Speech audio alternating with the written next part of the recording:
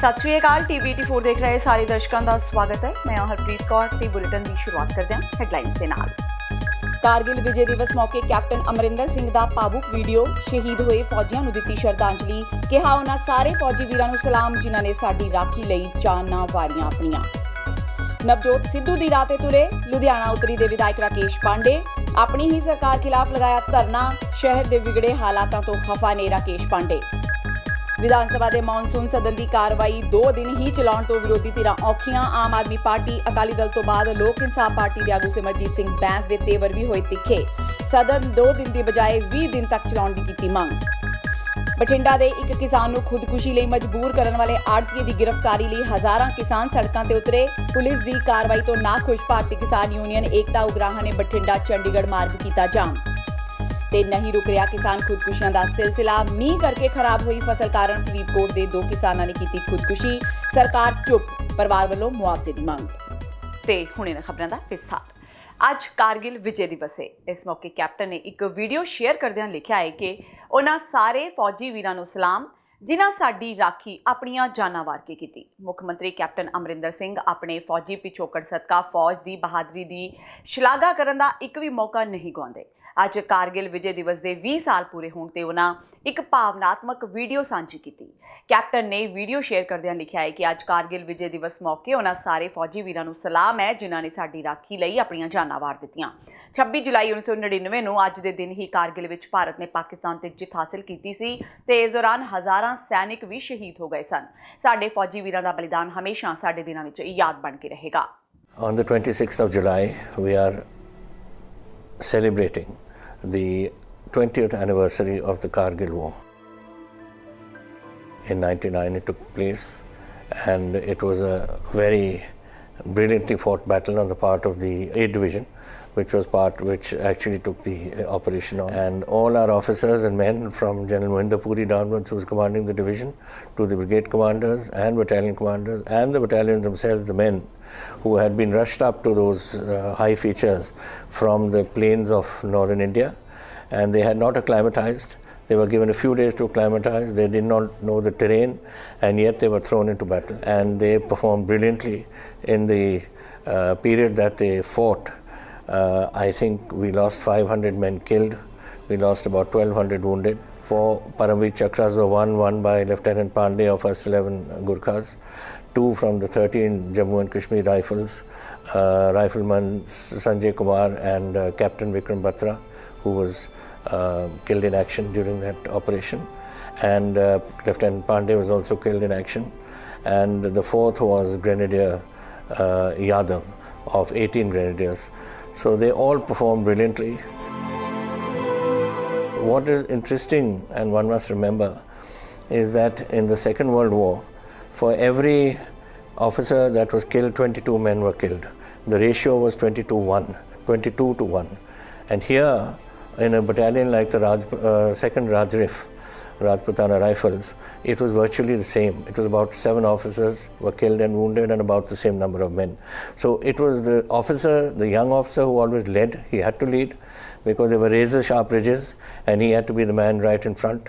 And all our young officers performed brilliantly under the leadership of General Mohinder Puri.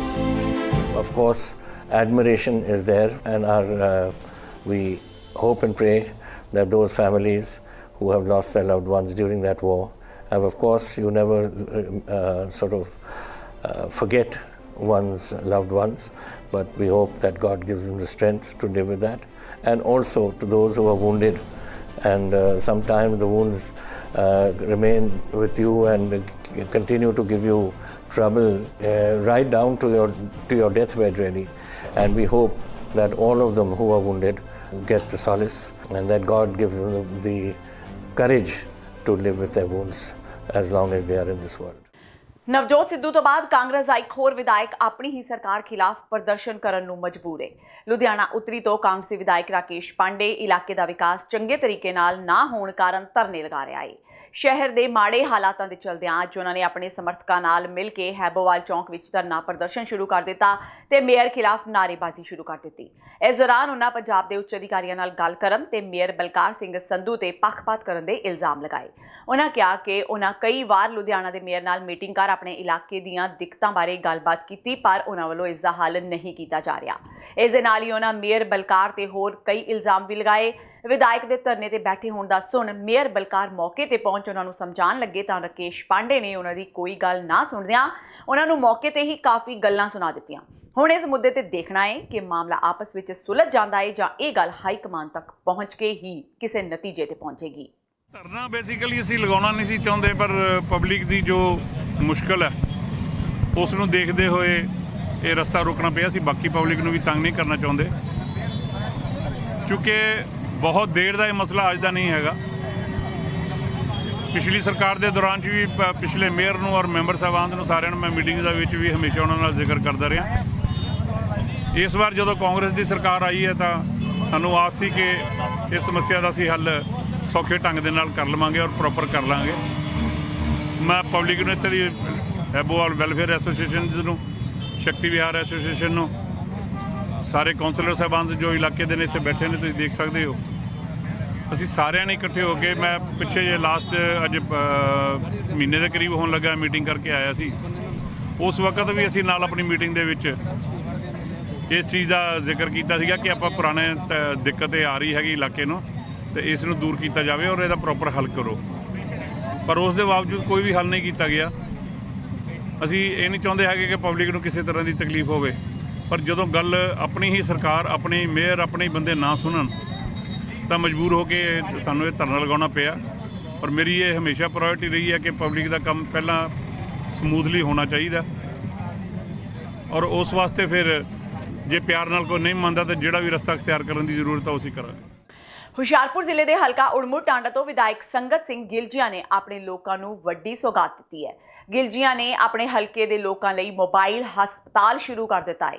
ਮੁੱਖ ਮੰਤਰੀ captain Amarinder Singh ਨੇ ਅੱਜ ਚੰਡੀਗੜ੍ਹ ਤੋਂ ਪੰਜਾਬ ਦੇ ਇਸ ਪਹਿਲੇ ਮੋਬਾਈਲ ਹਸਪਤਾਲ ਨੂੰ ਹਰੀ ਝੰਡੀ ਦੇ ਕੇ ਰਵਾਨਾ ਕੀਤਾ। ਇਹ ਮੋਬਾਈਲ ਹਸਪਤਾਲ ਗਿਲਜੀਆਂ ਹਲਕੇ ਵਿੱਚ ਘੁੰਮ ਕੇ ਲੋਕਾਂ ਦਾ ਮੁਫਤ ਇਲਾਜ ਕਰੇਗਾ। ਮੋਬਾਈਲ ਹਸਪਤਾਲ ਦਾ ਸਾਰਾ ਖਰਚਾ ਲਗਾਤਾਰ ਤੀਜੀ ਵਾਰ ਐਮਐਲਏ ਬਣੇ ਸੰਗਤ ਸਿੰਘ ਗਿਲਜੀਆਂ ਤੇ ਉਹਨਾਂ ਦੇ ਪਰਿਵਾਰ ਵੱਲੋਂ ਚੁੱਕਿਆ ਜਾਏਗਾ। ਗਿਲਜੀਆਂ ਪਰਿਵਾਰ ਵੱਲੋਂ ਸ਼ੁਰੂ ਕੀਤੇ ਇਸ ਮੋਬਾਈਲ ਹਸਪਤਾਲ ਦਾ ਮੁੱਖ ਮੰਤਰੀ कैप्टन अमरिंदर सिंह ने भी स्वागत किया है। वेल दिस इज़ गिलचिया साहब जो हमारे एमएलए साहब हैं, उनकी मेहरबानी से ये सब कुछ हुआ है, उनकी फैमिली से, and I think it's very good. औरों को भी करना चाहिए। ਡਾਕਟਰ ਰਾਜਕੁਮਾਰ ਵੇਰਕਾ ਨੇ ਕੈਬਨਿਟ ਮੰਤਰੀ ਦਾ ਰੈਂਕ ਮਿਲਣ ਤੇ ਜਿੱਥੇ ਤਸੱਲੀ ਪ੍ਰਗਟ ਕੀਤੀ ਹੈ, ਉੱਥੇ ਹੀ ਉਹਨਾਂ ਸਾਬਕਾ ਮੰਤਰੀ ਨਵਜੋਤ ਸਿੰਘ ਸਿੱਧੂ ਬਾਰੇ ਵੀ ਵੱਡਾ ਬਿਆਨ ਦਿੱਤਾ ਹੈ। ਵੇਰਕਾ ਨੇ ਸਿੱਧੂ ਬਾਰੇ ਬੋਲਦਿਆਂ ਕਿਹਾ ਕਿ ਸਿੱਧੂ ਕਾਂਗਰਸ ਦੇ ਨੇਤਾ ਨੇ ਤੇ ਕਾਂਗਰਸ ਲਈ ਹੀ ਕੰਮ ਕਰ ਰਹੇ ਨੇ। ਉਹਨਾਂ ਕਿਹਾ ਕਿ ਸਿੱਧੂ ਕਾਂਗਰਸ ਨੂੰ ਮਜ਼ਬੂਤ ਕਰ ਰਹੇ ਨੇ। ਇਸ ਦੇ ਨਾਲ ਹੀ ਉਹਨਾਂ ਕਿਹਾ ਕਿ ਨਵਜੋਤ ਸਿੱਧੂ ਦਾ ਭਵਿੱਖ ਚੜ੍ਹਦੀ ਕਲਾ ਵਿੱਚ ਹੈ।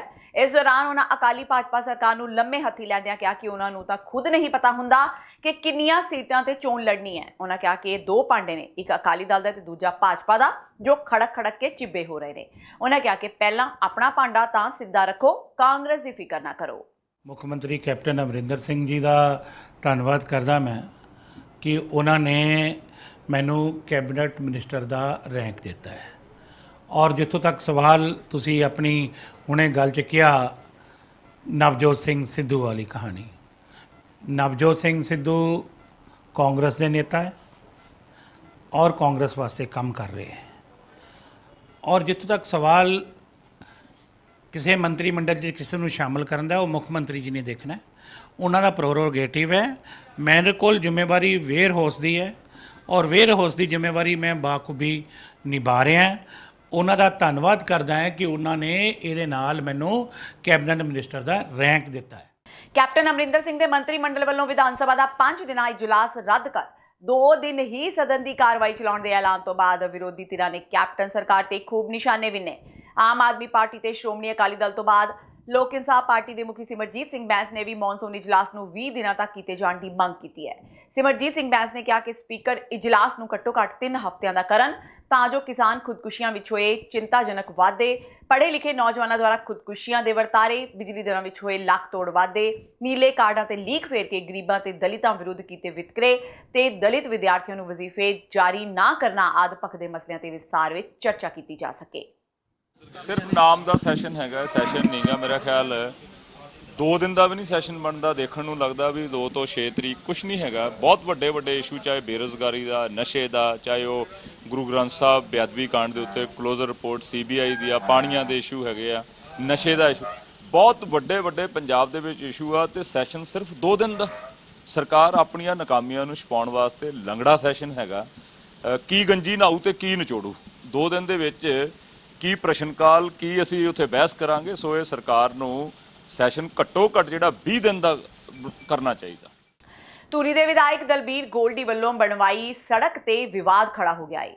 ਸਟੇਟ ਹਾਈਵੇ ਤੇ ਟੋਲ ਦੇ ਬਰਾਬਰ ਬਣਾਈ ਗਈ ਇਸ ਟੋਲ ਫ੍ਰੀ ਸੜਕ ਤੇ ਅੱਜ ਉਸ ਸਮੇਂ ਹੰਗਾਮਾ ਹੋ ਗਿਆ ਜਦੋਂ ਟੋਲ ਪਲਾਜ਼ਾ ਵੱਲੋਂ ਉੱਥੇ ਆਪਣਾ ਟੋਲ ਬੂਥ ਲਗਾ ਕੇ ਪਰਚੀ ਕੱਟਣੀ ਸ਼ੁਰੂ ਕਰ ਦਿੱਤੀ ਗਈ। ਵਿਧਾਇਕ ਦਲਬੀਰ ਗੋਲਡੀ ਮੌਕੇ ਤੇ ਪਹੁੰਚ ਗਏ ਤੇ ਟੋਲ ਬੂਥ ਨੂੰ ਚੁਕਵਾ ਦਿੱਤਾ। ਉਹਨਾਂ ਟੋਲ ਕਰਮਚਾਰੀਆਂ ਨੂੰ ਸਖਤ ਹਦਾਇਤ ਕੀਤੀ ਕਿ ਇਹ ਸੜਕ ਉਹਨਾਂ ਵੱਲੋਂ ਲੋਕਾਂ ਦੀਆਂ ਸੁਵਿਧਾਵਾਂ ਲਈ ਆਪਣੇ ਖਰਚੇ ਤੇ ਬਣਾਈ ਗਈ ਹੈ, ਜਿਸ ਕਾਰਨ ਇਸ ਸੜਕ ਤੇ ਟੋਲ ਨਹੀਂ ਲੱਗ ਸਕਦਾ। ਉਹਨਾਂ ਕਿਹਾ ਕਿ ਅਦਾਲਤ ਦੇ ਹੁਕਮਾਂ ਮੁਤਾਬਕ ਟੋਲ ਪਲਾਜ਼ਾ ਵਾਲੇ ਸਿਰਫ ਹਾਈਵੇ ਤੇ ਟੋਲ ਕੱਟ ਸਕਦੇ ਨੇ, ਪਿੰਡ ਨੂੰ ਜਾਂਦੀ ਨਿੱਜੀ ਸੜਕ ਤੇ ਨਹੀਂ। ਉਧਰ ਦੂਜੇ ਪਾਸੇ ਟੋਲ ਅਧਿਕਾਰੀ ਦਾ ਕਹਿਣਾ ਹੈ ਕਿ ਵਿਧਾਇਕ ਦੀ ਸੜਕ ਕਰਕੇ ਉਹਨਾਂ ਨੂੰ ਕਾਫੀ ਨੁਕਸਾਨ ਝੱਲਣਾ ਪੈ ਰਿਹਾ ਹੈ। ਉਹਨਾਂ ਇਸ ਗੱਲ ਨੂੰ ਅਦਾਲਤ ਵਿੱਚ ਚੈਲੰਜ ਕੀਤਾ ਸੀ ਕਿ ਹੁਣ ਅਦਾਲਤ ਦੇ ਹੁਕਮਾਂ ਤੇ ਹੀ ਇਸ ਸੜਕ ਤੋਂ ਟੋਲ ਵਸੂਲਿਆ ਜਾ ਰਿਹਾ ਸੀ, ਪਰ ਵਿਧਾਇਕ ਨੇ ਆਪਣੇ ਰਸੂਖ ਦੇ ਚਲਦਿਆਂ ਕੰਮ ਰੁਕਵਾ ਦਿੱਤਾ। ਦੇਖੋ, ਇਹ ਮਾਨਯੋਗ ਕੋਰਟ ਤੋਂ ਇਹਨਾਂ ਨੇ ਰਾਹਤ ਲਈ ਆ, ਪਰ ਆਪਦੀ ਜਿਹੜੀ ਮੇਨ ਹਾਈਵੇ ਆ ਉਹਦੇ ਲਈ ਰਾਹਤ ਲਈ ਆ। ਇਹਨਾਂ ਨੇ ਜਿਹੜੀ ਅਸੀਂ ਲੋਕਾਂ ਦੀ ਫੈਸਿਲਿਟੀ ਵਾਸਤੇ ਅਸੀਂ ਨੇ ਸੜਕ ਬਣਾਈ ਆ, ਉਹਦੇ ਲਈ ਇਹਨਾਂ ਨੂੰ ਕੋਈ ਰਾਹਤ ਨਹੀਂ।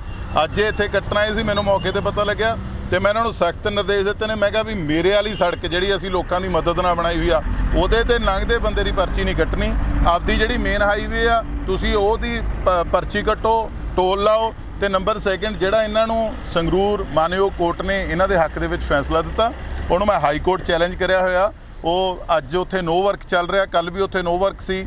ਕੁਛ ਇਹੋ ਜਿਹੀਆਂ ਮਜਬੂਰੀਆਂ ਹੋ ਜਾਂਦੀਆਂ ਨੇ, ਬਟ ਮੈਂ ਉਹਨੂੰ ਚੈਲੰਜ ਕਰਿਆ ਹੋਇਆ ਤੇ ਮੈਨੂੰ ਪੂਰਨ ਉਮੀਦ ਆ कि मानयोग कोर्ट ते कि वो बिल्कुल साडे नाल इंसाफ करनगे। मानयोग अदालत संगरूर सेशन कोर्ट से हमको एक आदेश मिला हुआ था, क्योंकि हमने वहाँ पे एक रिट पिटीशन डाल रखी थी कि इस जो कि सेड रोड है, जो कि एमएलए साहब कहते हैं कि हमने इसको अपने फंड से बनवाया है, इस रोड की वजह से हमारे टोल प्लाज़ा को बहुत ही ज़्यादा रेवेन्यू का लॉस हो रहा था। तो उस नुकसान के अगेंस्ट में हमने कोर्ट में पिटीशन डाली थी। तारीख दर तारीख हमारा जो भी चलता रहा, उसके बाद ये फैसला आया कि आप अपने रोड पे ए और बी पॉइंट ऐसा करके साइट मैप पे जज साहब ने हमें ऑर्डर किया कि यहाँ पे आप टोल कलेक्शन कर सकते हो। सारे जो नियम हैं वो एज इट इज़ हैं। हम अपनी अथॉरिटी रोड पे हैं, जिस रोड पे हमारे राइड बनते हैं वहीं पे खड़े हैं।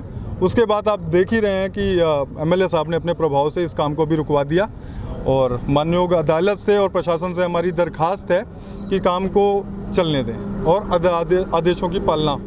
ਸਾਬਕਾ ਪ੍ਰਧਾਨ ਮੰਤਰੀ ਰਾਜੀਵ ਗਾਂਧੀ ਦੀ ਹੱਤਿਆ ਮਾਮਲੇ ਵਿੱਚ ਉਮਰ ਕੈਦ ਦੀ ਸਜ਼ਾ ਕੱਟ ਰਹੀ ਨਲਿਨੀ ਸ਼੍ਰੀਹਰਨ ਬੇਟੀ ਦੇ ਵਿਆਹ ਲਈ 1 ਮਹੀਨੇ ਦੀ ਪੈਰੋਲ ਤੇ ਜੇਲ੍ਹ ਤੋਂ ਬਾਹਰ ਆ ਗਈ ਹੈ। ਮਦਰਾਸ ਹਾਈ ਕੋਰਟ ਨੇ ਇਸ ਮਹੀਨੇ ਨਲਿਨੀ ਦੀ 30 ਦਿਨਾਂ ਦੀ ਪੈਰੋਲ ਨੂੰ ਮਨਜ਼ੂਰੀ ਦਿੱਤੀ ਸੀ। ਨਲਿਨੀ ਨੇ ਆਪਣੀ ਬੇਟੀ ਦਾ ਵਿਆਹ ਕਰਨ ਲਈ ਹਾਈ ਕੋਰਟ ਤੋਂ 6 ਮਹੀਨੇ ਦੀ ਪੈਰੋਲ ਮੰਗਣ ਵਾਲੀ ਪਟੀਸ਼ਨ ਦਰਜ ਕੀਤੀ ਸੀ, ਜਿਸ ਤੋਂ ਬਾਅਦ 5 ਜੁਲਾਈ ਨੂੰ ਹਾਈ ਕੋਰਟ ਨੇ ਉਸ ਦੀ ਪਟੀਸ਼ਨ ਦੇ ਪ੍ਰਤੀਕਿਰਿਆ ਦਿਖਾਉਂਦੇ ਉਸ ਨੂੰ 1 ਮਹੀਨੇ ਦਾ ਪੈਰੋਲ ਦਿੱਤਾ। ਦੱਸ ਦਈਏ ਕਿ ਆਪਣੀ ਛੁੱਟੀ ਦੇ ਪੀਰੀਅਡ ਦੌਰਾਨ ਨਲਿਨੀ ਨੂੰ ਵੈਲੋਰ ਵਿੱਚ ਹੀ ਰਹਿਣਾ ਪਵੇਗਾ ਤੇ ਉਹ ਕਿਸੇ ਵੀ ਨੇਤਾ ਤੇ ਮੀਡੀਆ ਨਾਲ ਗੱਲ ਵੀ ਨਹੀਂ ਕਰ ਸਕੇਗੀ। ਇਸ ਤੋਂ ਪਹਿਲਾਂ ਵੀ ਨਲਿਨੀ ਨੂੰ ਪਿਛਲੇ ਸਾਲ ਵੀ 1 ਦਿਨ ਲਈ ਪੈਰੋਲ ਤੇ ਰਿਹਾ ਕੀਤਾ ਗਿਆ ਸੀ, ਜਦੋਂ ਉਸ ਦੇ ਪਿਤਾ ਦਾ ਦੇਹਾਂਤ ਹੋ ਗਿਆ ਸੀ। ਜ਼ਿਕਰਯੋਗ ਹੈ ਕਿ ਨਲਿਨੀ ਨੂੰ ਸਾਬਕਾ ਪ੍ਰਧਾਨ ਮੰਤਰੀ ਰਾਜੀਵ ਗਾਂਧੀ ਦੀ ਹੱਤਿਆ ਮਾਮਲੇ ਲਈ ਪਹਿਲਾਂ ਮੌਤ ਦੀ ਸਜ਼ਾ ਸੁਣਾਈ ਗਈ ਸੀ, ਪਰ 24 ਅਪ੍ਰੈਲ 2000 ਨੂੰ ਤਮਿਲਨਾਡੂ ਸਰਕਾਰ ਨੇ ਉਸ ਸਜ਼ਾ ਨੂੰ ਉਮਰ ਕੈਦ ਵਿੱਚ ਤਬਦੀਲ ਕਰ ਦਿੱਤਾ ਸੀ। ਨਲਿਨੀ ਪਿਛਲੇ 27 ਸਾਲ ਤੋਂ ਵੀ ਜ਼ਿਆਦਾ ਸਮੇਂ ਤੋਂ ਜੇਲ੍ਹ ਵਿੱਚ ਕੈਦ ਹੈ। ਤੇ ਹੁਣ ਵੇਲਾ ਹੋ ਗਿਆ ਬ੍ਰੇਕ ਦਾ। ਬਾਕੀ ਦੀਆਂ ਖਬਰਾਂ ਇਸ ਬ੍ਰੇਕ ਤੋਂ ਬਾਅਦ।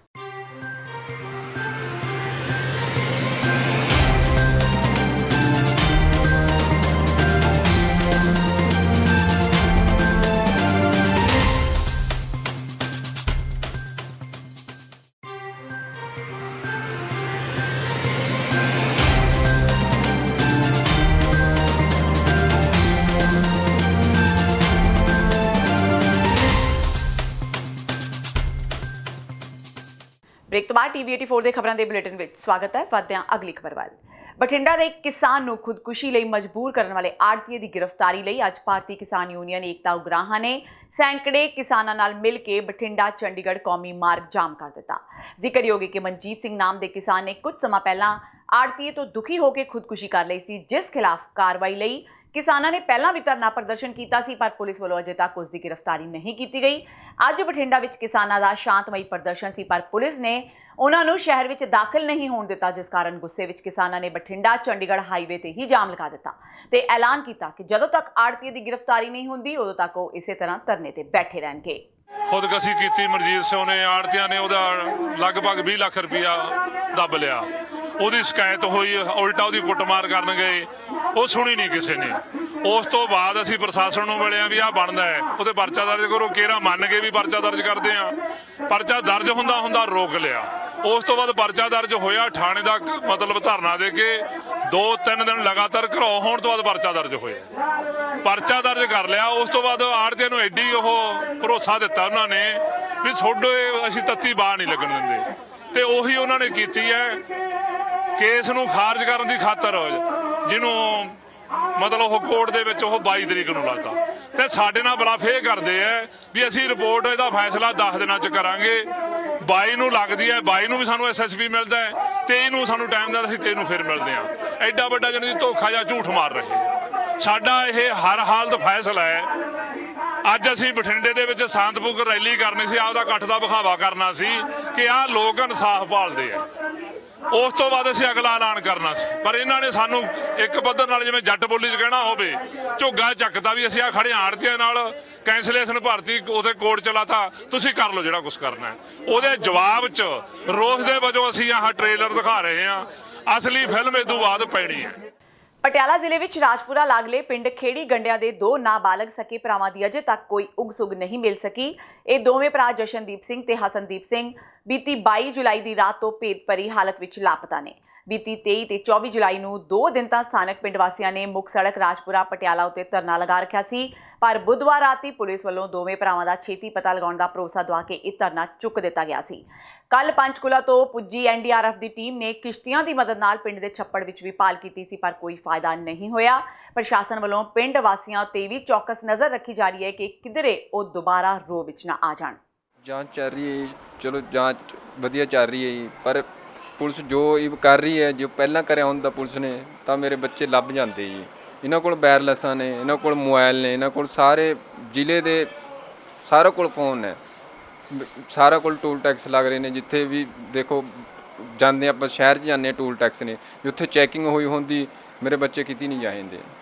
ਪਰ ਇਹ ਹੁਣ ਕਾਰਵਾਈ ਪੂਰੀ ਕਰਕੇ ਦਿਖਾ ਰਹੇ ਨੇ। ਚਲੋ ਕਾਰਵਾਈ ਚੱਲ ਰਹੀ ਹੈ, ਅਸੀਂ ਪੁਲਿਸ ਨੂੰ ਵੀ ਕਹਿੰਦੇ ਕਾਰਵਾਈ ਚੱਲ ਰਹੀ ਹੈ ਇਹਨਾਂ ਦੀ, ਪਰ ਜਦੀ ਕਾਰਵਾਈ ਕਰੀ ਵੀ ਹੁੰਦੀ ਮੇਰੇ ਬੱਚੇ ਬਾਹਰ ਕਿਤੇ ਨਹੀਂ ਜਾਂਦੇ ਜੀ। ਕੀ ਮੰਗ ਕਰਦਾ ਪਰਿਵਾਰ ਹੁਣ ਬੱਚਿਆਂ ਨੂੰ ਲੈ ਕੇ? ਇਹੀ ਮੰਗ ਕਰ ਰਹੇ ਹਾਂ ਅਸੀਂ ਤਾਂ ਸਾਰੇ, ਇਹੀ ਅਰਦਾਸ ਕਰ ਰਹੇ ਹਾਂ ਪ੍ਰਮਾਤਮਾ, ਜੇ ਸਾਡੇ ਵੱਲੋਂ ਗਲਤੀ ਹੋ ਗਈ ਤਾਂ ਸਾਨੂੰ ਸਜ਼ਾ ਦਿਓ। ਉਹਨੇ 2 ਮਾਸੂਮ ਬੱਚਿਆਂ ਨੇ ਤਾਂ ਕਿਆ ਲਿਆ ਕਿਸੇ ਨੇ ਚੱਕ ਕੇ, ਉਹਦਾ ਵਿਚਾਰੇ ਨੂੰ ਇਹ ਵੀ ਨਹੀਂ ਪਤਾ ਵੀ ਇਹ ਕਿਆ ਚੀਜ਼ ਹੈ, ਕਿਆ ਲਈ। ਅਸੀਂ ਤਾਂ ਧਰਨਾ ਲਾਵਾਂਗੇ ਜਿੱਥੇ ਤੱਕ ਹੋਇਆ। ਅਸੀਂ ਤਾਂ ਖੜੇ ਆ, ਮਰਨੇ 'ਚ ਖੜੇ ਆ ਅਸੀਂ। ਮੀਂਹ ਕਰਕੇ ਖਰਾਬ ਹੋਈਆਂ ਫਸਲਾਂ ਦਾ ਦੁੱਖ ਨਾ ਸਹਾਰਦਿਆਂ 2 ਕਿਸਾਨਾਂ ਨੇ ਖੁਦਕੁਸ਼ੀ ਕਰ ਲਈ ਹੈ। ਮ੍ਰਿਤਕਾਂ ਦੀ ਪਛਾਣ ਫਰੀਦਕੋਟ ਦੇ ਪਿੰਡ ਸੁਖਣਵਾਲਾ ਦੇ ਗੁਰਪ੍ਰੀਤ ਸਿੰਘ ਤੇ ਸ਼ੇਰ ਸਿੰਘ ਵਾਲਾ ਜਸਵੀਰ ਸਿੰਘ ਵਜੋਂ ਹੋਈ ਹੈ। ਦੋਵੇਂ ਬੇਹੱਦ ਘੱਟ ਜ਼ਮੀਨ ਦੇ ਮਾਲਕ ਸਨ ਤੇ ਦੋਵਾਂ ਨੇ ਜ਼ਹਿਰੀਲੀ ਚੀਜ਼ ਨਿਕਲ ਕੇ ਆਪਣੀ ਜਾਨ ਦੇ ਦਿੱਤੀ। ਦਰਅਸਲ ਗੁਰਪ੍ਰੀਤ ਸਿੰਘ ਤੇ ਜਸਵੀਰ ਸਿੰਘ ਕੋਲ ਸਿਰਫ 1-1 ਏਕੜ ਜ਼ਮੀਨ ਸੀ ਤੇ ਦੋਵੇਂ ਕੁਝ ਹੋਰ ਜ਼ਮੀਨ ਠੇਕੇ ਤੇ ਲੈ ਕੇ ਖੇਤੀ ਕਰ ਆਪਣਾ ਪਰਿਵਾਰ ਪਾਲਦੇ ਸਨ। ਪਿਛਲੇ ਹਫ਼ਤੇ ਪਏ ਮੋਹਲੇਧਾਰ ਮੀਂਹ ਕਾਰਨ ਉਹਨਾਂ ਦੇ ਖੇਤਾਂ ਵਿੱਚ ਪਾਣੀ ਭਰ ਗਿਆ ਸੀ। ਮ੍ਰਿਤਕ ਕਿਸਾਨ ਦੇ ਵਾਰਸਾਂ ਮੁਤਾਬਕ ਗੁਰਪ੍ਰੀਤ ਸਿੰਘ ਨੇ ਖੇਤਾਂ ਵਿੱਚੋਂ ਪਾਣੀ ਕੱਢਣ ਲਈ ਪ੍ਰਸ਼ਾਸਨ ਤੱਕ ਪਹੁੰਚ ਵੀ ਕੀਤੀ ਸੀ, ਪਰ ਕੋਈ ਮਦਦ ਨਹੀਂ ਮਿਲੀ। ਪਿੰਡ ਸੁਖਣਵਾਲਾ ਦੇ ਵਸਨੀਕਾਂ ਨੇ ਦੱਸਿਆ ਕਿ ਜਸਵੀਰ ਸਿੰਘ ਉੱਪਰ 8 ਲੱਖ ਦਾ ਕਰਜ਼ਾ ਸੀ। ਕਿਸਾਨ ਆਗੂਆਂ ਨੇ ਦੋਸ਼ ਲਗਾਇਆ ਕਿ ਪ੍ਰਸ਼ਾਸਨ ਨੇ ਕਿਸਾਨਾਂ ਦੀ ਸਮੱਸਿਆ ਹੱਲ ਕਰਨ ਪ੍ਰਤੀ ਕੋਈ ਗੰਭੀਰਤਾ ਨਹੀਂ ਦਿਖਾਈ। ਕਿਸਾਨ ਆਗੂ ਨੇ ਦੋਸ਼ ਲਗਾਇਆ ਕਿ ਜੇਕਰ ਸਮਾਂ ਰਹਿੰਦੇ ਕਿਸਾਨਾਂ ਦੀ ਮਦਦ ਕੀਤੀ ਜਾਂਦੀ ਤਾਂ ਉਹ ਅਜਿਹਾ ਕਦਮ ਨਾ ਚੁੱਕਦੇ। ਇਹ ਤਾਂ ਠੇਕੇ ਤੇ 4-5 ਕਿੱਲੇ ਜ਼ਮੀਨ ਠੇਕੇ ਤੇ ਲਈ ਸੀਗੀ ਆਪਦੀ, ਇਹਨਾਂ ਕੋਲ 4-5 ਦਿਨਾਂ ਹੀ ਹੈ। ਉਹ ਫਸਲ ਬਰਬਾਦ ਹੋ ਗਈ, ਉਹਦੇ ਕਾਰਨ ਮਤਲਬ ਟੈਨਸ਼ਨ ਸੀ 4-5 ਦਿਨਾਂ ਤੋਂ। ਸ਼ਰਾਬ ਸ਼ੂ ਵੀ ਪੀ ਲੈਂਦਾ ਸੀਗਾ ਤੇ ਅੱਜ ਸਵੇਰ 6 ਵਜੇ ਖੇਤ ਗਿਆ, ਕੋਈ ਜ਼ਹਿਰੀਲੀ ਚੀਜ਼ ਪੀ ਲਈ ਹੈ, ਉਹਦੇ ਕਾਰਨ ਉਹਦੀ ਮੌਤ ਹੋ ਗਈ। ਹਾਂਜੀ 2-2.5 ਲੱਖ ਰੁਪਇਆ ਕਰਜ਼ਾ ਵੀ ਸੀਗਾ। ਛੋਟੇ ਜ਼ਿਮੀਂਦਾਰ ਸੀਗੇ, 2 ਨਿੱਕੀਆਂ ਕੁੜੀਆਂ, ਛੋਟਾ ਪਰਿਵਾਰ ਸੀਗਾ ਜੀ। ਕੀ ਮੰਗ ਕਰਦੇ? ਅਸੀਂ ਮੰਗ ਕਰਦੇ ਹਾਂ ਵੀ ਪ੍ਰਸ਼ਾਸਨ ਵੱਲੋਂ ਕੋਈ ਮਾਲੀ ਮਦਦ ਕੀਤੀ ਜਾਵੇ ਇਹਨਾਂ ਦੀ। ਭਾਰਤੀ ਕਿਸਾਨ ਯੂਨੀਅਨ ਏਕਤਾ ਸਿੱਧਪੁਰ ਵੱਲੋਂ ਬਰਨਾਲਾ ਵਿੱਚ ਇਕੱਤਰਤਾ ਕੀਤੀ ਗਈ। ਇਕੱਤਰਤਾ ਵਿੱਚ ਭਾਰਤੀ ਕਿਸਾਨ ਯੂਨੀਅਨ ਏਕਤਾ ਸਿੱਧਪੁਰ ਦੇ ਸੂਬਾ ਪ੍ਰਧਾਨ ਜਗਜੀਤ ਸਿੰਘ ਡੱਲੇਵਾਲ ਨੇ ਵਿਸ਼ੇਸ਼ ਤੌਰ ਤੇ ਸ਼ਿਰਕਤ ਕੀਤੀ। ਇਸ ਮੌਕੇ ਬਰਨਾਲਾ ਜ਼ਿਲ੍ਹਾ ਦੇ ਕਿਸਾਨਾਂ ਨੇ ਵੱਡੀ ਗਿਣਤੀ ਵਿੱਚ ਭਾਗ ਲਿਆ। ਕਿਸਾਨਾਂ ਨੂੰ ਸੰਬੋਧਨ ਕਰਦਿਆਂ ਸੂਬਾ ਪ੍ਰਧਾਨ ਨੇ ਕਿਹਾ ਕਿ ਪੰਜਾਬ ਦਾ ਹਰ ਕਿਸਾਨ ਜਥੇਬੰਦ ਹੋਵੇ ਤੇ ਜਥੇਬੰਦੀ ਦੇ ਨਾਲ ਜੁੜ ਕੇ ਸੰਘਰਸ਼ ਦੇ ਰਾਹ ਪਵੇ। ਇਸ ਮੌਕੇ ਉਹਨਾਂ ਆਪਣੀ ਜਥੇਬੰਦੀ ਦੀਆਂ ਚੋਣਾਂ ਨੂੰ ਲੈ ਕੇ ਵੀ ਵਿਚਾਰ ਚਰਚਾ ਕੀਤੀਆਂ ਤੇ ਵੱਧ ਤੋਂ ਵੱਧ ਮੈਂਬਰਸ਼ਿਪ ਕਰਨ ਲਈ ਕਿਸਾਨ ਆਗੂਆਂ ਨੂੰ ਕਿਹਾ। ਇਸ ਮੌਕੇ ਡੱਲੇਵਾਲ ਨੇ ਕਿਹਾ ਕਿ ਕਿਸਾਨਾਂ ਦੀਆਂ ਸਾਰੀਆਂ ਸਮੱਸਿਆਵਾਂ ਦਾ ਹੱਲ ਸਵਾਮੀਨਾਥਨ ਰਿਪੋਰਟ ਨੂੰ ਲਾਗੂ ਹੋਣ ਨਾਲ ਹੀ ਹੋਵੇਗਾ। ਉਹਨਾਂ ਕਿਹਾ ਕਿ ਕੇਂਦਰ ਤੇ ਪੰਜਾਬ ਸਰਕਾਰ ਤੇ ਦਬਾਅ ਬਣਾਉਣ ਲਈ ਸਮੁੱਚੇ ਕਿਸਾਨਾਂ ਨੂੰ ਇਕਜੁੱਟ ਹੋਣਾ ਪਵੇਗਾ। ਇਸ ਮੌਕੇ ਪੱਤਰਕਾਰਾਂ ਨਾਲ ਗੱਲਬਾਤ ਕਰਦਿਆਂ ਉਹਨਾਂ ਕਿਹਾ ਕਿ ਜੇਕਰ ਡਾਕਟਰ ਸਵਾਮੀਨਾਥਨ ਰਿਪੋਰਟ ਸਹੀ ਤਰੀਕੇ ਨਾਲ ਲਾਗੂ ਹੋ ਜਾਂਦੀ ਹੈ ਤਾਂ ਕਿਸਾਨ ਦੇ ਸਿਰ ਚੜਿਆ ਕਰਜ਼ਾ ਤੇ ਹੋਰ ਸਾਰੀਆਂ ਸਮੱਸਿਆਵਾਂ ਆਪੇ ਹੱਲ ਹੋ ਜਾਣਗੀਆਂ। ਉਹਨਾਂ ਸਮੁੱਚੀ ਜਥੇਬੰਦੀਆਂ ਨੂੰ ਅਪੀਲ ਕੀਤੀ ਕਿ ਸਵਾਮੀਨਾਥਨ ਦੀ ਰਿਪੋਰਟ ਨੂੰ ਲਾਗੂ ਕਰਵਾਉਣ ਲਈ ਸਮੁੱਚੀਆਂ ਜਥੇਬੰਦੀਆਂ ਇੱਕ ਮੰਚ ਤੇ ਹੋ ਕੇ ਸੰਘਰਸ਼ ਕਰਨ। ਜਥੇਬੰਦਕ ਚੋਣਾਂ ਦਾ ਮਾਹੌਲ ਚੱਲ ਰਿਹਾ ਹੈ। ਸਾਡੀ ਇੱਛਾ ਹੈ ਕਿ ਪੂਰੇ ਦੇਸ਼ ਦਾ ਕਿਸਾਨ ਜਥੇਬੰਦ ਹੋਵੇ, ਜਥੇਬੰਦੀਆਂ ਨਾਲ ਜੁੜੇ, ਜਥੇਬੰਦਕ ਹੋ ਕੇ ਜੋ ਸਾਡੀ ਅੱਜ ਮੇਨ ਲੜਾਈ ਹੈ, ਸਾਡੀ ਆਉਣ ਵਾਲੀ ਜਨਰੇਸ਼ਨ ਨੂੰ ਬਚਾਉਣ ਦੀ ਲੜਾਈ ਹੈ, ਉਹ ਆ ਡਾਕਟਰ ਸਵਾਮੀਨਾਥਨ ਦੀ ਰਿਪੋਰਟ ਲੈਣਾ। ਜਿੰਨਾ ਚਿਰ ਡਾਕਟਰ ਸਵਾਮੀਨਾਥਨ ਦੀ ਰਿਪੋਰਟ ਲਾਗੂ ਨਹੀਂ ਹੁੰਦੀ ਉਹਨਾਂ ਚਿਰ ਕਿਸਾਨ ਕਿਸੇ ਵੀ ਕੀਮਤ ਦੇ ਉੱਤੇ ਬਚ ਨਹੀਂ ਸਕਦਾ। ਤੋ ਇਹ ਸਾਰੇ ਇਸ਼ੂਆਂ ਦੇ ਉੱਤੇ ਅੱਜ ਅਸੀਂ ਇੱਥੇ ਕਿਸਾਨਾਂ ਦੇ ਨਾਲ ਗੱਲਬਾਤ ਕੀਤੀ ਹੈ ਤਾਂ ਕਿਸਾਨਾਂ ਨੂੰ ਅਸੀਂ ਇਸ ਆਉਣ ਵਾਲੇ ਸਮੇਂ 'ਚ ਇੱਕ ਬਹੁਤ ਵੱਡੀ ਲੜਾਈ, ਪੂਰੇ ਦੇਸ਼ ਵਿਆਪੀ ਲੜਾਈ ਹੋਣ ਦੇ ਸਾਨੂੰ ਆਸਾਰ ਨਜ਼ਰ ਆ ਰਹੇ ਹੈ। ਕਿਉਂਕਿ ਦਾਸ ਜਿੱਥੇ BKU ਏਕਤਾ ਸਿੱਧੂਪੁਰ ਦਾ ਸਟੇਟ ਪ੍ਰੈਜ਼ੀਡੈਂਟ ਹੈ, ਉੱਥੇ ਨਾਲ ਦੀ ਨਾਲ ਹੀ ਰਾਸ਼ਟਰੀ ਕਿਸਾਨ ਮਹਾਸੰਘ ਦੀ ਜਿਹੜੀ ਹਾਈ ਪਾਵਰ ਕਮੇਟੀ ਹੈ ਜਿਹਦੇ ਅਸੀਂ 3 ਮੈਂਬਰ ਹੈ, ਉਹਦਾ ਵੀ ਮੈਂ ਮੈਂਬਰ ਹੈ। ਤਾਂ ਮੇਰੇ ਸਿਰ ਦੇ ਉੱਤੇ ਇੱਕ ਹੋਰ ਬੋਝ ਹੈ ਕਿ ਪੂਰੇ ਦੇਸ਼ ਦੀ ਕਿਸਾਨੀ ਨੂੰ ਨਾਲ ਲੈ ਕੇ ਤੁਰਾਂ ਔਰ ਜਿਹੜੇ ਗੈਟ ਵਰਗੇ ਸਾਡੇ ਦੇਸ਼ ਲਈ ਬਹੁਤ ਹੀ ਘਾਤਕ ਫੈਸਲੇ ਹੈ ਉਹਨਾਂ ਦਾ ਵਿਰੋਧ ਕਰਨ ਵਾਸਤੇ ਅਸੀਂ ਇਕਜੁੱਟ ਹੋਈਏ ਔਰ ਇਕਜੁੱਟ ਹੋ ਕੇ ਸਰਕਾਰ ਤੇ ਦਬਾਅ ਬਣਾਈਏ ਕਿ ਸਰਕਾਰ ਗੈਟ 'ਚੋਂ ਬਾਹਰ ਆਵੇ। ਜਿੰਨਾ ਚਿਰ ਗੈਟ 'ਚੋਂ ਸਰਕਾਰ ਬਾਹਰ ਨਹੀਂ ਆਉਂਦੀ ਉਹਨਾਂ ਚਿਰ ਦੇਸ਼ ਦਾ ਭਵਿੱਖ ਖਤਰੇ 'ਚ ਹੈ ਔਰ ਕਿਸਾਨੀ ਦਾ ਖਾਸ ਕਰਕੇ ਭਵਿੱਖ 'ਚ ਖਤਰੇ 'ਚ ਹੈ। ਬਰਨਾਲਾ ਵਿੱਚ ਪਿਛਲੇ ਕੁਝ ਦਿਨਾਂ ਤੋਂ ਇੱਕ ਚੋਰ ਗਿਰੋਹ ਵੱਲੋਂ ਲਗਾਤਾਰ ਲੁੱਟ-ਖੋਹ ਦੀਆਂ ਵਾਰਦਾਤਾਂ ਨੂੰ ਅੰਜਾਮ ਦਿੱਤਾ ਜਾ ਰਿਹਾ ਸੀ ਤੇ ਇਹਨਾਂ ਵਾਰਦਾਤਾਂ ਨੂੰ ਅੰਜਾਮ ਦੇਣ ਵਾਲੇ ਹਮੇਸ਼ਾ ਹੀ ਪੁਲਿਸ ਦੇ ਹੱਥੋਂ ਬਚ ਕੇ ਨਿਕਲ ਜਾਂਦੇ ਸਨ। ਪਰ ਅੱਜ ਬਰਨਾਲਾ ਪੁਲਿਸ ਨੇ ਇਸ ਗਿਰੋਹ ਦੇ 6 ਮੈਂਬਰਾਂ ਨੂੰ ਗ੍ਰਿਫਤਾਰ ਕਰਨ ਵਿੱਚ ਸਫਲਤਾ ਹਾਸਲ ਕਰ ਲਈ ਹੈ।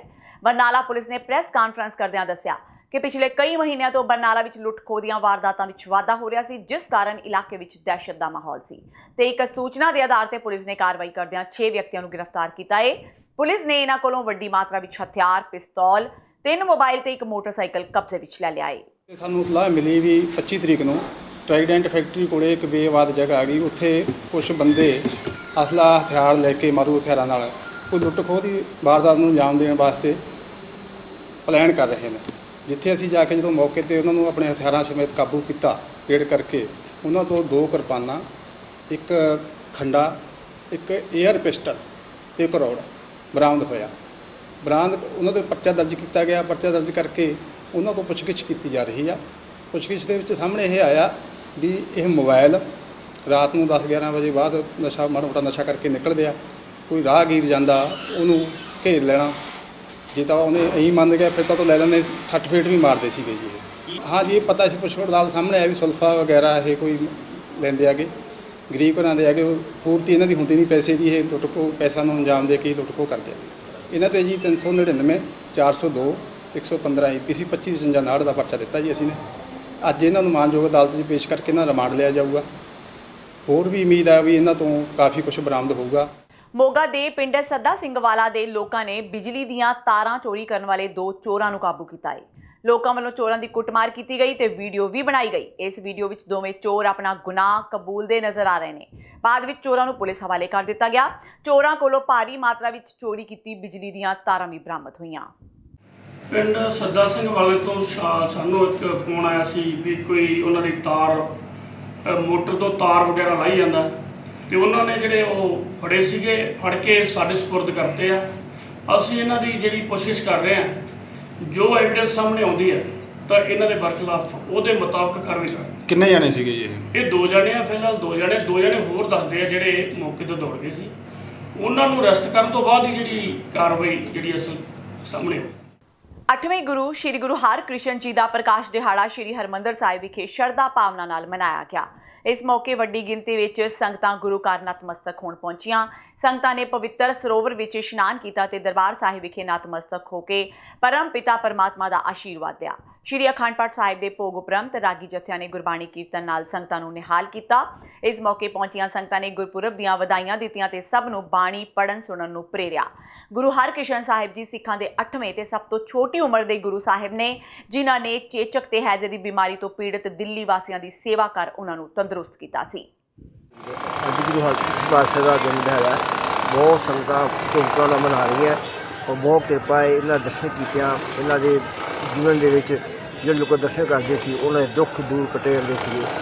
ਬਹੁਤ ਕਿਰਪਾ ਸੀ ਉਹਨਾਂ ਦੀ। ਸੰਗਤਾਂ ਇੱਥੇ ਕਿੰਨਾ ਉਤਸ਼ਾਹ ਹੈ ਸੰਗਤਾਂ 'ਚ? ਬਹੁਤ ਸੰਗਤ ਦਾ ਉਤਸ਼ਾਹ ਹੈ ਔਰ ਬਹੁਤ ਕਾਫੀ ਸੰਗਤ ਆਈ ਹੋਈ ਹੈ। ਬੜੀ ਖੁਸ਼ੀਆਂ ਮੇਲੇ ਕਰਕੇ ਖੁਸ਼ੀਆਂ ਪ੍ਰਾਪਤ ਕਰ ਰਹੇ ਨੇ। ਗੁਰੂ ਹਰਕ੍ਰਿਸ਼ਨ ਸਾਹਿਬ ਜੀ ਦੇ ਜਿਸ ਵੇਲੇ ਦਿਹਾੜੇ 'ਚ ਬਹੁਤ ਖੁਸ਼ੀ ਹੈ। ਹਾਂਜੀ, ਬਹੁਤ ਖੁਸ਼ੀਆਂ ਦਾ ਦਿਨ ਹੈ ਅਤੇ ਕਿਰਪਾ ਹੋਈ ਹੈ। ਦਰਬਾਰ ਸਾਹਿਬ ਦੇ ਦਰਸ਼ਨ ਹੋਏ ਆ। ਸੰਗਤਾਂ ਦਾ ਕੀ ਸੰਗਤਾਂ ਦਾ ਹਿਸਾਬ ਹੈ। ਬਹੁਤ ਸੰਗਤ ਆਈ ਹੈ। ਤੇ ਇਹ ਸਨ ਹੁਣ ਤੱਕ ਦੀਆਂ ਖਬਰਾਂ। ਜਾਂਦੇ ਇੱਕ ਵਾਰ ਫੇਰ ਨਜ਼ਰ ਮਾਰਦੇ ਹਾਂ ਮੁੱਖ ਖਬਰਾਂ ਤੇ। ਕਾਰਗਿਲ ਵਿਜੇ ਦਿਵਸ ਮੌਕੇ ਕੈਪਟਨ ਅਮਰਿੰਦਰ ਸਿੰਘ ਦਾ ਭਾਵੁਕ ਵੀਡੀਓ, ਸ਼ਹੀਦ ਹੋਏ ਫੌਜੀਆਂ ਨੂੰ ਦਿੱਤੀ ਸ਼ਰਧਾਂਜਲੀ। ਕਿਹਾ ਉਹਨਾਂ ਸਾਰੇ ਫੌਜੀ ਵੀਰਾਂ ਨੂੰ ਸਲਾਮ ਜਿਨ੍ਹਾਂ ਨੇ ਸਾਡੀ ਰਾਖੀ ਲਈ ਜਾਨਾਂ ਵਾਰੀਆਂ ਆਪਣੀਆਂ। ਨਵਜੋਤ ਸਿੱਧੂ ਦੀ ਰਾਹ ਤੇ ਤੁਰੇ, ਲੁਧਿਆਣਾ ਉਤਰੀ ਦੇ ਵਿਧਾਇਕ ਰਾਕੇਸ਼ ਪਾਂਡੇ। ਆਪਣੀ ਹੀ ਸਰਕਾਰ ਖਿਲਾਫ ਲਗਾਇਆ ਧਰਨਾ, ਸ਼ਹਿਰ ਦੇ ਵਿਗੜੇ ਹਾਲਾਤਾਂ ਤੋਂ ਖਫਾ ਨੇ ਰਾਕੇਸ਼ ਪਾਂਡੇ। ਵਿਧਾਨ ਸਭਾ ਦੇ ਮੌਨਸੂਨ ਸਦਨ ਦੀ ਕਾਰਵਾਈ 2 ਦਿਨ ਹੀ ਚਲਾਉਣ ਤੋਂ ਵਿਰੋਧੀ ਧਿਰਾਂ ਔਖੀਆਂ। ਆਮ ਆਦਮੀ ਪਾਰਟੀ, ਅਕਾਲੀ ਦਲ ਤੋਂ ਬਾਅਦ ਲੋਕ ਇਨਸਾਫ ਪਾਰਟੀ ਦੇ ਆਗੂ ਸਿਮਰਜੀਤ ਸਿੰਘ ਬੈਂਸ ਦੇ ਤੇਵਰ ਵੀ ਹੋਏ ਤਿੱਖੇ। ਸਦਨ 2 ਦਿਨ ਦੀ ਬਜਾਏ 20 ਦਿਨ ਤੱਕ ਚਲਾਉਣ ਦੀ ਕੀਤੀ ਮੰਗ। ਬਠਿੰਡਾ ਦੇ ਇੱਕ ਕਿਸਾਨ ਨੂੰ ਖੁਦਕੁਸ਼ੀ ਲਈ ਮਜਬੂਰ ਕਰਨ ਵਾਲੇ ਆੜ੍ਹਤੀਏ ਦੀ ਗ੍ਰਿਫਤਾਰੀ ਲਈ ਹਜ਼ਾਰਾਂ ਕਿਸਾਨ ਸੜਕਾਂ ਤੇ ਉਤਰੇ। ਪੁਲਿਸ ਦੀ ਕਾਰਵਾਈ ਤੋਂ ਨਾਖੁਸ਼ ਭਾਰਤੀ ਕਿਸਾਨ ਯੂਨੀਅਨ ਏਕਤਾ ਉਗਰਾਹਾਂ ਨੇ ਬਠਿੰਡਾ ਚੰਡੀਗੜ੍ਹ ਮਾਰਗ ਕੀਤਾ ਜਾਮ। ਤੇ ਨਹੀਂ ਰੁਕ ਰਿਹਾ ਕਿਸਾਨ ਖੁਦਕੁਸ਼ੀਆਂ ਦਾ ਸਿਲਸਿਲਾ। ਮੀਂਹ ਕਰਕੇ ਖਰਾਬ ਹੋਈ ਫਸਲ ਕਾਰਨ ਫਰੀਦਕੋਟ ਦੇ 2 ਕਿਸਾਨਾਂ ਨੇ ਕੀਤੀ ਖੁਦਕੁਸ਼ੀ। ਸਰਕਾਰ ਚੁੱਪ, ਪਰਿਵਾਰ ਵੱਲੋਂ ਮੁਆਵਜ਼ੇ ਦੀ ਮੰਗ। ਇਸ ਦੇ ਨਾਲ ਹੀ TV 84 ਦਾ ਖਬਰਾਂ ਦਾ ਇਹ ਬੁਲੇਟਿਨ ਖਤਮ ਹੁੰਦਾ ਹੈ। ਮੈਨੂੰ ਹਰਪ੍ਰੀਤ ਕੌਰ ਨੂੰ ਦਿਓ ਇਜਾਜ਼ਤ। ਸਤਿ ਸ਼੍ਰੀ ਅਕਾਲ।